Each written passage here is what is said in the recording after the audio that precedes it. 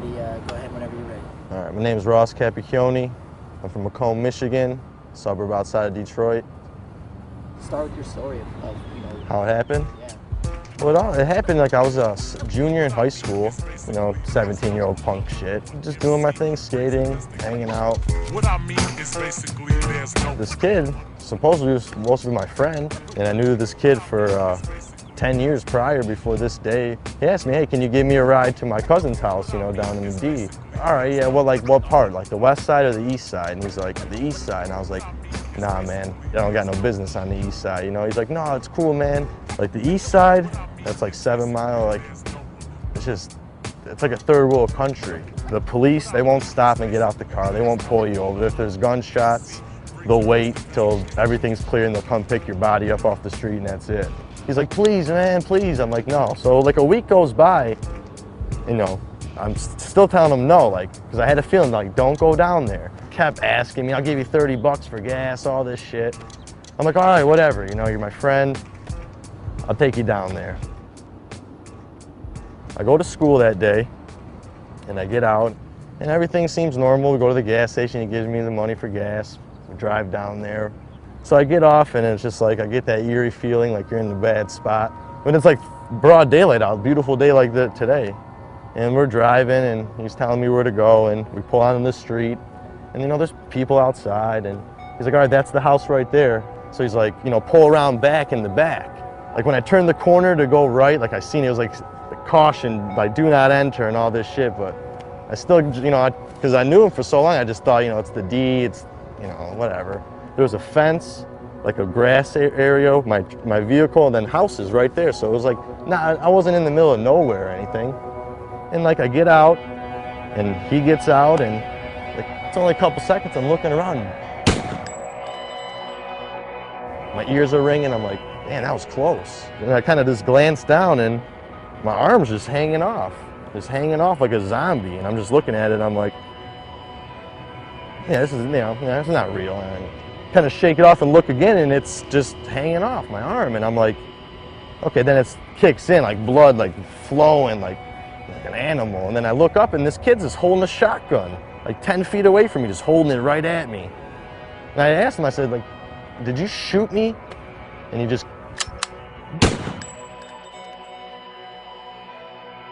blew a hole in my chest like this big. So after that, I just dropped to my knees. I lost all my air. I couldn't see.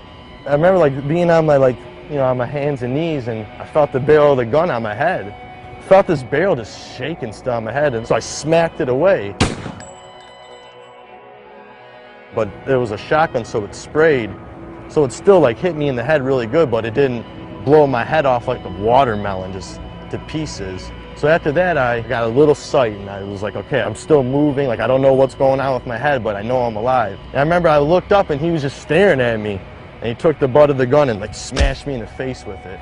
Knocks my teeth out. I fall back, but I could still see at this point, and I don't understand how I can see, because I have so much damage to my lung and heart. I felt like these hands in my pocket digging for my car keys. When he's trying to grab my keys, I ended up on my stomach.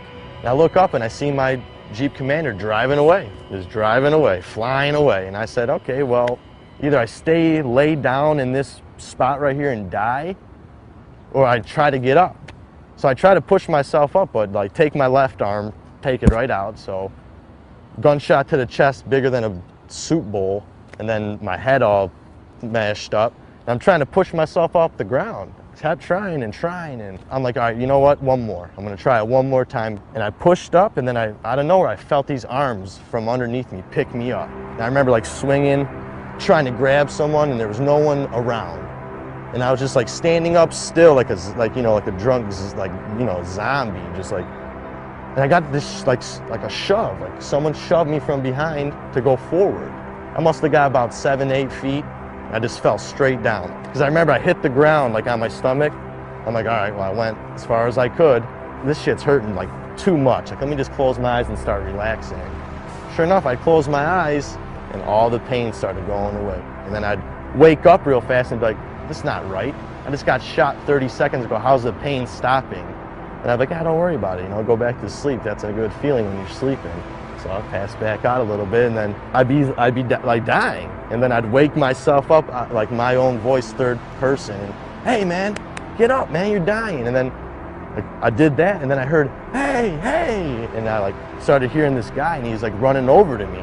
So when I fell, there was like a probation officer at a stoplight, and he seen me fall out of the woods, like all bloody broad daylight.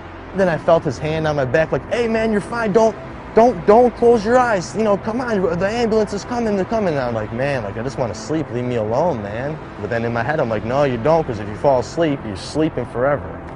And I remember like getting on the stretcher, and they're putting me in the stretcher, and just like the facial expression of the paramedic was just like, just a stunned look on his face, but in the same time telling me I looked great. I looked beautiful, like you're gonna be fine. And then it just like blacked out, and I went to like I was outside of the ambulance on my skateboard, filming it, like rolling telephoto filming of the ambulance, and the doors open, everyone's panicking, and I see my legs coming out, and like once it gets to my head, blacked out. I was pronounced dead on arrival right there. John Doe had nothing on me. They said, you know, Doc, this kid's, you know, gone, and Doc said no. You know, I'm here, let me try.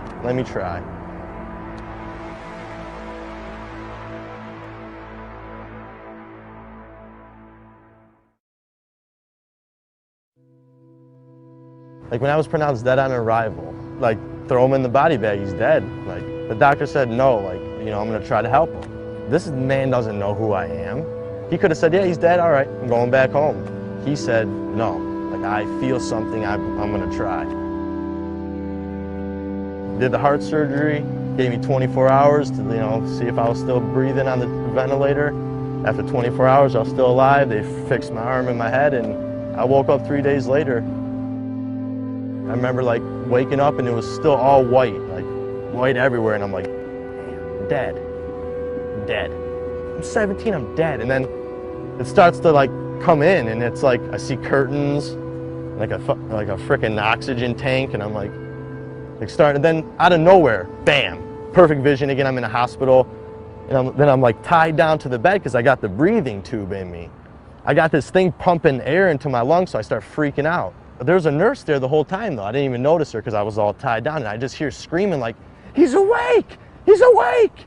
And I see her like running out of the room, and then like running back, like 3 more nurses and the doctor, just this woman just coming around the corner, flying, like throws her clipboard in the air, runs up to me, oh my God, you look beautiful. Like, and in my head, I'm like, what do you mean? I look beautiful. I can't even, what's going on? Like, am I tied down? And then she's like, all right, 1, 2, and like on 2, she pulled that thing out of my throat, man. I got to breathe again, like real air, like, you know, of course I coughed up a ball of tar and BBs, but everyone was just looking at me like, you're alive, like you're breathing on your own right now. Like, what's your name?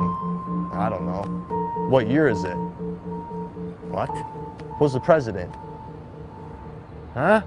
Is there any way we could contact anyone you know with a phone number? I was like, 2-7. Out of anything, my name, anything, the year, only thing I remembered after that was my father's phone number. For 3 days, my family didn't know. My father was outside, like, spraying out the garage, and he got the phone call from the hospital saying, I think we got your son, he's been shot, but he's alive. So, I don't know how my parents had it. I don't know how that feels, like you're a father. Like, so, I don't know, it chokes me up because, like, it's crazy, but they came down there, and I remember, like, I seen my mom come in and my dad, and I'm looking at him, I was like, Mom, you can't get mad at me right now. She's like, mad? You're alive, you're alive.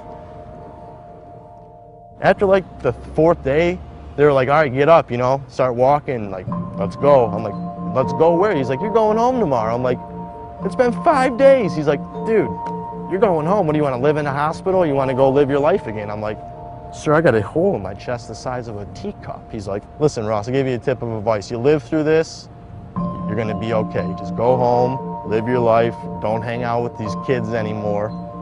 After 5 days, they sent me home. So like, I'm shot, you know? My parents are asking me questions. My dad's asking me, what are we gonna do about it?